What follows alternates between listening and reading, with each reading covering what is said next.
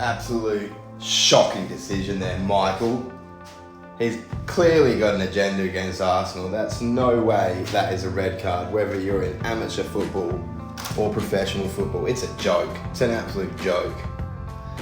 Same sort of tackle happens later on in the game and he gets a yellow card for it. Watch it. Mate, the guy's just a joke, mate. I'm sick of it. Nearly cost us the game. It's just lucky we were decent enough to still win.